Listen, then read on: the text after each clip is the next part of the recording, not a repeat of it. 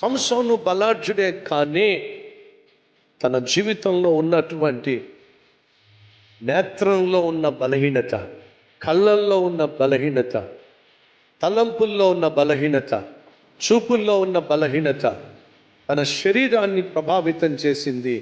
శరీరం బలహీనమైపోయింది. ఫలితంగా రక్షించవలసిన వాడు కాస్త, తన ప్రజలను కాపాడుకోవలసిన వాడు కాస్త దిక్కుమాలిన వాడిగా శత్రువు చేతిలో బలి కావాల్సి వచ్చింది. సహోదరి సహోదరులు, ఈ కుటుంబాన్ని కాపాడుకోవలసిన నువ్వే సైతాను చేతిలో బలి అయిపోతే ఎలా? అమ్మా నాన్నకు అండగా నిలబడవలసిన తమ్ముడు చెల్లి నువ్వే చదువుకోవాల్సిన సమయంలో చదువు పక్కన పెట్టేసి ప్రేమ దోమ అని చెప్పి నీ శరీరాన్ని పాడు చేసుకుంటే ఇక అమ్మా నాన్నకు ఆధారం, అండ, ఆనందం ఎవరు?